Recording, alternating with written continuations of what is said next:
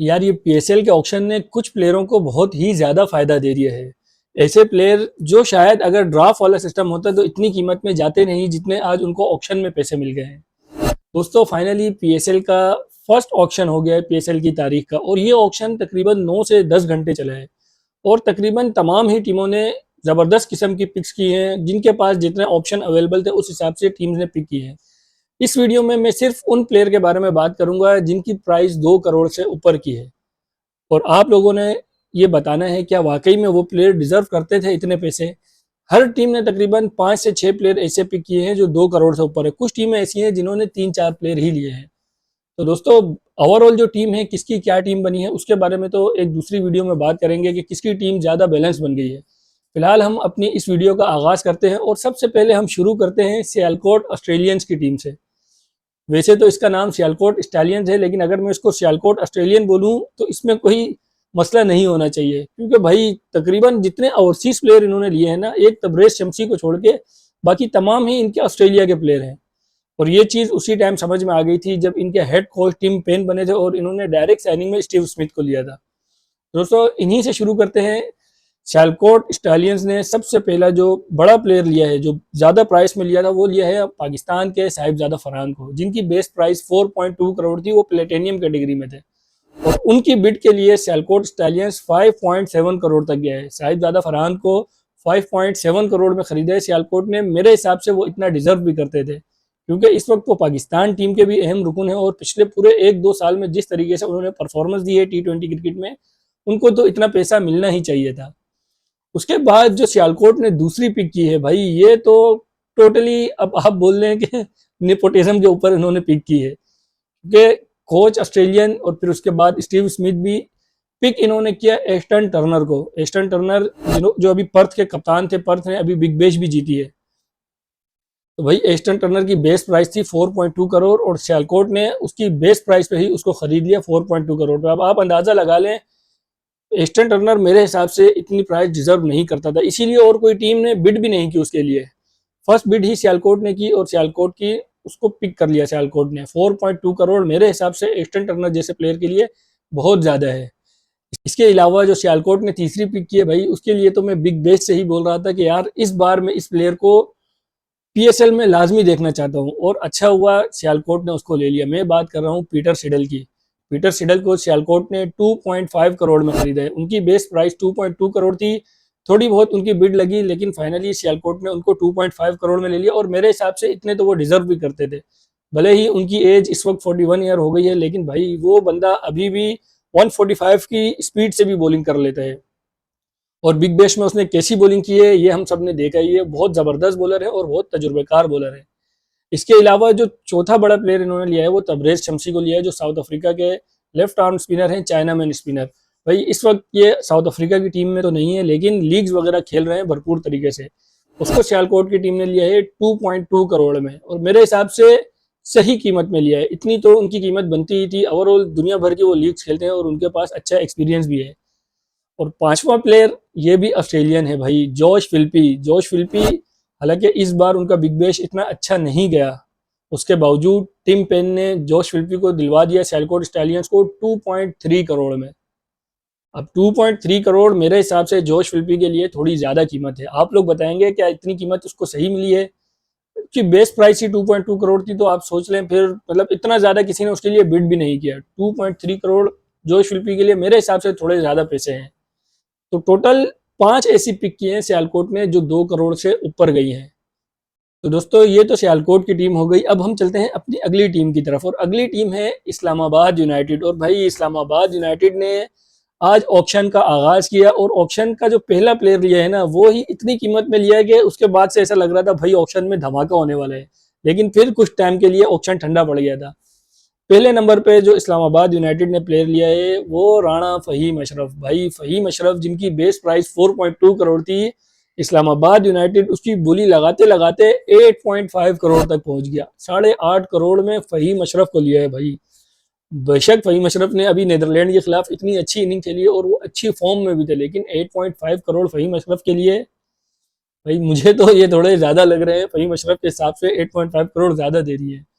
उसके अलावा जो दूसरा प्लेयर इन्होंने लिया है, फास्ट बॉलर है खुरम शहजाद, पाकिस्तान की है, टेस्ट क्रिकेट पाकिस्तान की तरफ से खेलते हैं, उनको 2.7 करोड़ में लिया है इस्लामाबाद यूनाइटेड ने। ये मेरे हिसाब से सही है, मिली जुली पिक है ये इनकी। इससे ज्यादा तो खैर नहीं बनते थे, लेकिन इतने दे दिया, ये सही है एक हिसाब से। लेकिन जो तीसरे नंबर पे इस्लामाबाद ने पिक किया है भाई, वो तो बहुत ही ज्यादा सरप्राइजिंग था, मार्क चैपमैन।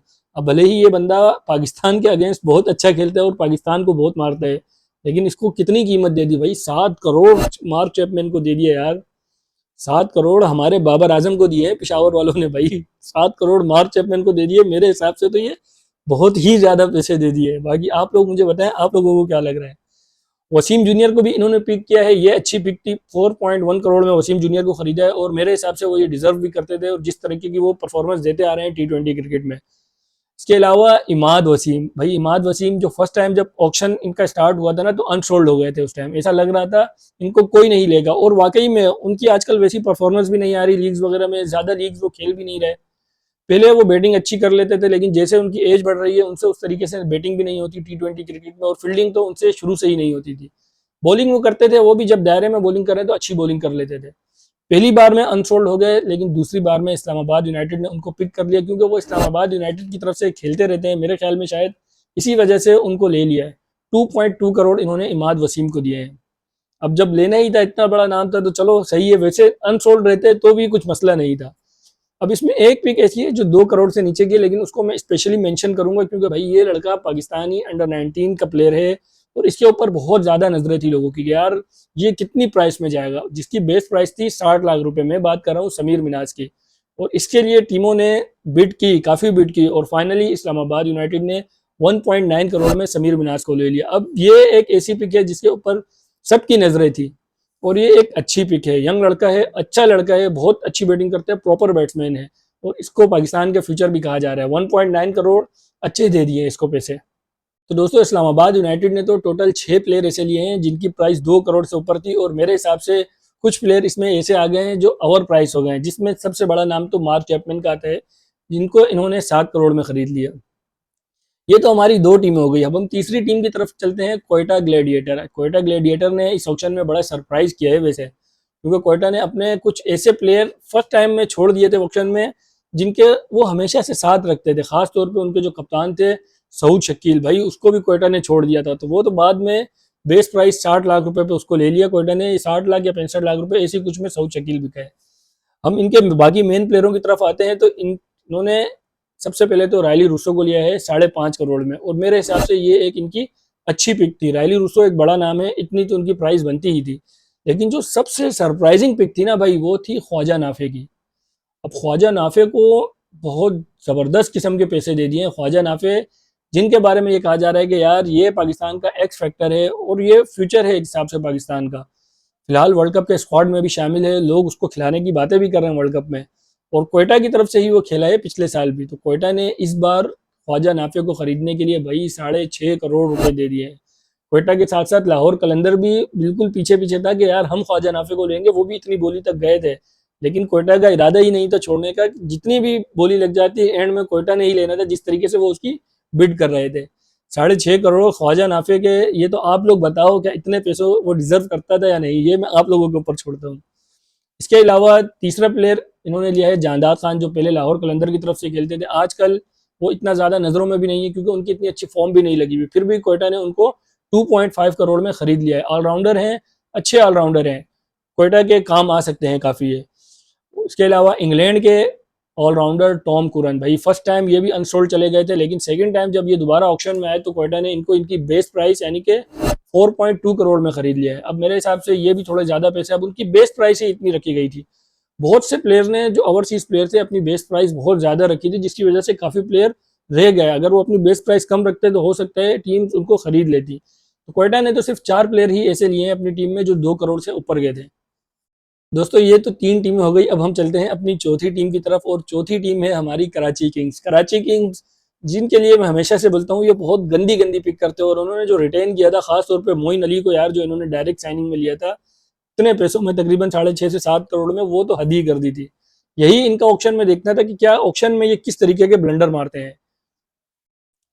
अब अगर सबसे पहले प्लेयर की बात करूं तो ये अपने कप्तान की तरफ गए, डेविड वार्नर की तरफ, जिनको इन्होंने रिलीज कर दिया था, लेकिन इस बार ऑक्शन में काफी उनके लिए इन्होंने दौड़ लगाई है, अच्छे खासे पैसे उनके लिए दिए हैं। 7.9 करोड़ में इन्होंने डेविड वार्नर को खरीदा है, जो कि एक बहुत बड़ी रकम है। एक रिटायर प्लेयर जो कि अब इंटरनेशनल क्रिकेट भी नहीं खेल रहा, आईपीएल में भी उसको कोई नहीं ले रहा, और पीएसएल में उसकी कीमत लगी है 7.9 करोड़। अब ये कहीं कुछ ज्यादा पैसे तो नहीं दे दिए डेविड वार्नर को कराची किंग वालों ने, ये देखना पड़ेगा भाई इसको। इसके अलावा आजम खान को लिया है। आजम खान पाकिस्तान टीम से आउट, लीग्स वगैरह में भी परफॉर्म नहीं कर रहे, उसके बावजूद कराची ने उनको पिक किया है एक्स फैक्टर के तौर पे। 3.25 करोड़ आजम खान को दिए हैं। अब आजम खान को इतने पैसे दे दिए एक आउट ऑफ फॉर्म प्लेयर को, ये काम सिर्फ कराची किंग ही कर सकता था भाई।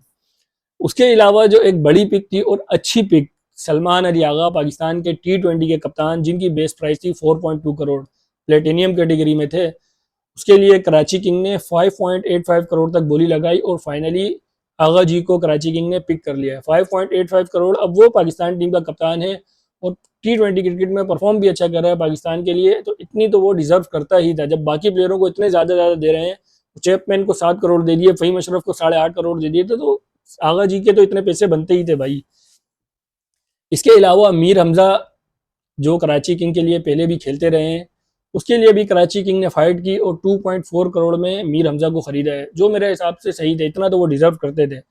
एक सरप्राइजिंग पिक थी जॉनसन चार्ल्स की। अब ये वेस्ट इंडीज के बैट्समैन है, ये इतना खास कहीं कुछ कर भी नहीं रहे, फिर भी कराची किंग इनको लेने के लिए 2 करोड़ तक किया गया और 2 करोड़ में इनको हासिल कर लिया है। इसके अलावा एडम जंपा को लिया है 4.5 करोड़ में। भाई एडम जंपा T20 क्रिकेट के अच्छे बॉलर हैं, ऑस्ट्रेलिया की टीम में भी हैं, लीग्स वगैरह भी खेल ही लेते हैं वो। आईपीएल में उनको किसी ने नहीं लिया था, लेकिन पीएसएल में वो बिके हैं 4.5 करोड़ में। 4.2 करोड़ उनकी बेस प्राइस थी, अपनी बेस प्राइस से 30 लाख रुपए और ज्यादा उन्होंने हासिल कर लिए हैं। तो कराची किंग्स ने टोटल 6 प्लेयर ऐसे लिए जो 2 करोड़ से ऊपर थे, और इनकी पिक मिली जुली है। कुछ प्लेयर ऐसे हैं जो ऐसा लग रहा है जिनको इन्होंने ज्यादा पैसे दे दिए, और कुछ अच्छे प्लेयर हासिल कर लिए हैं। इसके बाद जिस टीम की मैं बात करूंगा वो है लाहौर कलंदर। अब लाहौर कलंदर के बारे में जब ऑक्शन होने की बातें हो रही थी ना, तो लाहौर कलंदर नहीं चाह रहा था ऑक्शन में आना, क्योंकि उनकी जो टीम थी वो बहुत अच्छी टीम बनी हुई थी। फिर उनको जब पता चला कि यार सिर्फ आप एक प्लेटिनियम कैटेगरी का प्लेयर रिटेन कर सकते हो, तो वो इस चीज़ के हक में नहीं थे। लेकिन फिर भी ऑक्शन हुआ और उन्होंने अपने उन प्लेयरों को वही वापसी टीम में लेके आए। मैं बात कर रहा हूँ हारिस रऊफ और फ़खर जमान की। ये दोनों प्लेयरों के लिए लाहौर कलंदर ने अच्छा खासा पैसा दिया है। हारिस रऊफ को इन्होंने दिया है 7.6 करोड़, 7 करोड़ 60 लाख रुपए हारिस रऊफ को, सिर्फ इसलिए कि यार ये हमारा प्लेयर है, हमने इसको जाने नहीं देना। सबको पता था ये हारिस रऊफ के पीछे जिद करेंगे, इसीलिए बाकी टीमें भी बोली चलाया जा रही थी, और फिर 7.6 करोड़ पे लाहौर कलंदर ने हारिस रऊफ को हासिल कर लिया। इसके अलावा फ़खर जमान, भाई वो प्लेयर जो बिल्कुल आउट ऑफ फॉर्म चल रहा है, खासतौर पर T20 क्रिकेट में कुछ परफॉर्म ही नहीं कर रहा। फ़खर जमान को हारिस रऊफ से भी ज़्यादा पैसे दिए हैं इस बार लाहौर कलंदर ने, और फ़खर जमान को 7.95 करोड़ में हासिल किया, तकरीबन आप समझ लें 8 करोड़। तो मेरे हिसाब से तो बहुत ज़्यादा पैसे हैं भाई, क्योंकि फ़खर जमान इतनी अच्छी फॉर्म में नहीं है, बस वो लाहौर कलंदर के साथ इतने टाइम से खेल रहे हैं, तो इसीलिए उसको इतने ज़्यादा पैसे मिल भी गए। हैरत तो मुझे उन टीम्स पे है जो इन लाहौर के साथ साथ बिड करते रहे और यहाँ तक गए। अगर लाहौर ने 7.95 करोड़ में फ़खर को खरीदा है, तो आप ये समझ लें 7.5 करोड़ तक तो दूसरी टीम भी गई थी। उसके अलावा इमर्जिंग प्लेयर में इन्होंने उबैद शाह को लिया है 2.7 करोड़ में, नसीम शाह के जो भाई हैं। अब इस प्लेयर को इन्होंने ज़्यादा पैसे दिए हैं, इसमें तो कोई शक की बात नहीं है।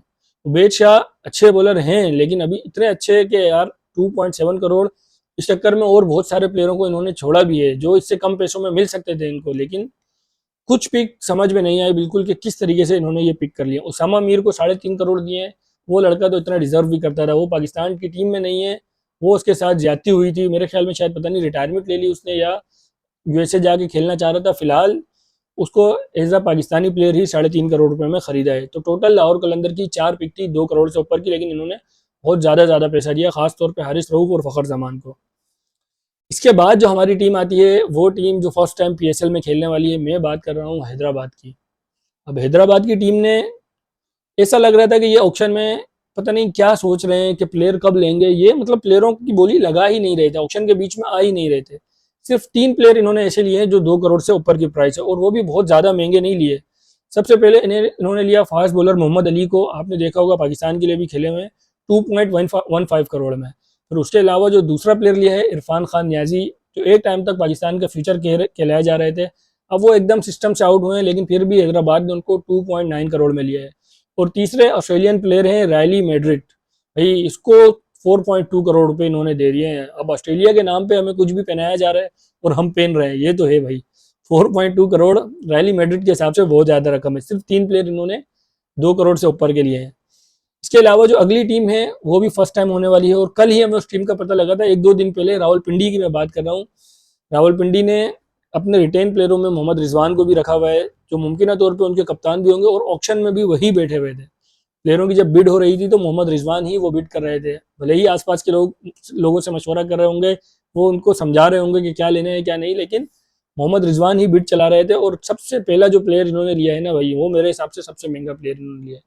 मैं बात कर रहा हूँ नसीम शाह की। भाई नसीम शाह को 8.65 करोड़ में खरीदा है, 8.65 करोड़। और नसीम शाह का T20 क्रिकेट में खास तौर पे PSL में रिकॉर्ड 50 मैचों में 50 विकेट। अब अगर ये एक बड़े बॉलर वाला रिकॉर्ड तो उसका नहीं है। फिर उसके अलावा इंटरनेशनल क्रिकेट में जितने उसने मैच खेले हैं उससे कम तो उसकी विकेटें हैं T20 क्रिकेट में, इंटरनेशनल में। नसीम शाह मेरे हिसाब से पाकिस्तान की क्रिकेट का बहुत ही ओवर हाइप बॉलर है। उसको बहुत ज़्यादा हाइप दी जाती है, इतना अच्छा वो बॉलर है नहीं, और फिर इतने पैसों में आज उसको ले भी लिया। इसके अलावा बांग्लादेशी स्पिनर रिशाद हुसैन को 3 करोड़ में लिया है। ये एक अच्छी पिक थी पिंडी की। रिशाद हुसैन बैटिंग भी कर लेते हैं और बॉलिंग तो बहुत अच्छी करते हैं। उनको भी हमने बिग बैश में भी देखा, वहां भी उन्होंने बहुत अच्छी बॉलिंग की थी। सबसे जो खतरनाक पिक की है ना पिंडी ने भाई, वो की है डेरिल मिचेल। अब ये न्यूजीलैंड वालों की चांदनी हुई है आज। पहले मार्क चैपमैन 7 करोड़ में बिके, और डेरिल मिचेल को पिंडी वालों ने 8 करोड़ रुपए दे दिए। भाई 8 करोड़ रुपए डेरिल मिचेल को। ये तो जो 8 करोड़ रुपए मिले हैं, ये सुन के सारे ही शौक थे। मैं लोगों के रिएक्शन भी देख रहा था कि यार इस प्लेयर को 8 करोड़ रुपए दे दिए, जो मेरे हिसाब से भी बहुत ज्यादा है। पता नहीं आप लोगों को क्या लग रहा होगा। फिर अगले प्लेयर की तरफ आए तो इनके अगले प्लेयर हैं मोहम्मद आमिर। भाई मोहम्मद आमिर का सबको इंतजार था कि मोहम्मद आमिर को कौन लेगा, लेकिन रिजवान भाई ने मोहम्मद आमिर को जाने नहीं दिया। बेस प्राइस थी मोहम्मद आमिर की 4.2 करोड़ रुपए, और पिंडी उनके पीछे 5.4 करोड़ तक गया, और फाइनली पिंडी ने उनको हासिल कर लिया। और मेरे हिसाब से ये एक अच्छी पिक है। आमिर इतना डिजर्व भी करते थे। अब जो इनकी जो लास्ट बड़ी पिक थी ना, जो 2 करोड़ से ऊपर की थी, भाई ये प्लेयर जब फर्स्ट टाइम ऑक्शन में आया ना, तो इसको किसी ने भी नहीं लिया था। मेरे ख्याल में शायद 60 लाख रुपए इसकी बेस प्राइस थी। मैं बात कर रहा हूँ आसिफ अफरीदी की। लेकिन रिजवान के साथ ये काफ़ी अर्सा KPK में खेले हैं। रिजवान इनको अच्छे से समझते भी हैं कि यार ये किस टाइप के बॉलर हैं, किस तरह इनसे काम लेना है। तो पिंडी इनके पीछे बोली बढ़ा ही जा रहा था। जो 60 लाख रुपए से बोली स्टार्ट हुई है भाई, इधर उधर से और टीमें भी बीच में आई, वो साइड पर हट गई, लेकिन पिंडी नहीं हटा। और आसिफ अफरीदी की मैं बात कर रहा हूँ। आसिफ अफरीदी को पिंडी ने 2.4 करोड़ में खरीदा है भाई। 2 करोड़ 40 लाख आसिफ अफरीदी के लिए। वो बंदा जिससे सही से फील्डिंग भी नहीं होती, और बैटिंग तो चलो कर लेता है फिर भी थोड़ी बहुत, क्योंकि उनकी एज भी इतनी ज़्यादा हो गई, ऑलमोस्ट 40 ईयर्स के हैं वो। 2.4 करोड़ मेरे हिसाब से तो भाई ये बहुत ज़्यादा पैसे दे दिए पिंडी ने इनको। अब टोटल 5 प्लेयर ऐसे लिए हैं पिंडी ने जो 2 करोड़ से ऊपर के थे। जो हमारी लास्ट टीम आती है वो आती है पेशावर ज़ल्मी। अब भाई पेशावर ज़ल्मी पता नहीं क्या सोच के आज ऑक्शन में आया था। अपने पैसे अपनी शायद ब्रांड एम्बेसडर के लिए ये लोग बचा रहे थे, जिनके जो मशहूर है इनके बारे में कि ये ज़्यादातर इनका फोकस इनकी ब्रांड एम्बेसडर पे होता है, जो कि पाकिस्तानी हीरोइंस होती हैं ज़्यादातर, जिसमें आनिया आमिर हो गई, मायरा खान हो गई, गुलपाना हो गई, और भी इस तरीके की जो हमारी हीरोइन है। क्योंकि भाई ये ऑक्शन में तो ऐसा लग रहा था ये लोग सोए हुए हैं। इतना इतना पर्स इन्होंने बचा के रखा था। टीमों ने 8-8 10-10 प्लेयर ले लिए। पेशावर ज़ल्मी के पास 20-21 करोड़ हैं, 5-6 प्लेयर लेके बैठे हुए थे खाली। और पेशावर ज़ल्मी ने अपनी पहली बड़ी बोली लगाई मोहम्मद हारिस के लिए। भाई ये मोहम्मद हारिस के पीछे गए हैं 2.2 करोड़ तक, और वहां पे इन्होंने मोहम्मद हारिस को खरीदा है। अब मोहम्मद हारिस के बारे में मैं ज्यादा बोलूंगा तो फिर आप लोग बोलेंगे यार आप इसके पीछे ही पड़े रहते हो, तो मैं तो बोल ही नहीं रहा, आप लोग खुद बता दो। दूसरी पिक जो पेशावर ज़ल्मी ने की है वो जेम्स विंस की है। अब जेम्स विंस फर्स्ट ऑक्शन में ये अनसोल्ड हो गए थे, लेकिन जब लास्ट दोबारा इन प्लेयरों का ऑक्शन चला तो उसमें पेशावर ज़ल्मी ने 3 करोड़ में जेम्स विंस को लिया, जो मेरे हिसाब से एक सही पिक है, मुनासिब पिक है। अब तीसरे नंबर पे जो इन्होंने बड़ा प्लेयर लिया है, बड़ी पिक ली है, बड़ा प्लेयर तो नहीं बड़ी पिक ली है, उसको बहुत ज्यादा पैसे दे दिए हैं। और मैंने आपको पहले ही कहा आज न्यूजीलैंड के प्लेयरों की चांदनी हुई हुई थी, और ये भी न्यूजीलैंड के प्लेयर हैं माइकल ब्रेसवेल। अब ये लेफ्ट हैंडेड बैट्समैन है और right arm off spin bowler है। और इन्होंने बाबर आजम को बहुत दफा आउट किया है। शायद इन्होंने पेशावर वालों ने इसी चक्कर में ले लिया कि यार ये हमारी टीम में ही आ जाए, बाबर भी हमारी टीम में। मजाक कर रहा हूँ, खैर वैसे तो ये 4.2 करोड़ में माइकल ब्रेसवेल को लिया है। भाई आप देख लो, ये बहुत ज्यादा कीमत दे दी है, बहुत ज्यादा पैसे दे दिए। और इसके बाद जो अगले प्लेयर को इन्होंने 4.2 करोड़ में लिया है वो श्रीलंका के कुशाल मेंडिस। उनको भी 4.2 करोड़ रुपए में खरीद लिया यार। मतलब बहुत कम टीमों ने आज अच्छी पिक की है बड़े पैसों में। अब जो इससे कम पैसों में पिक हुई है ना, जो 1 करोड़ 1.5 करोड़ 80 लाख 90 लाख, वो पिक टीमों ने फिर भी अच्छी की है।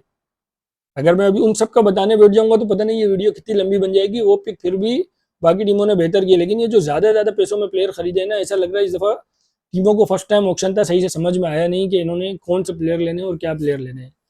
तो ये तो टोटल वो प्लेयर थे जो पीएसएल में 2 करोड़ से ऊपर में बिके हैं।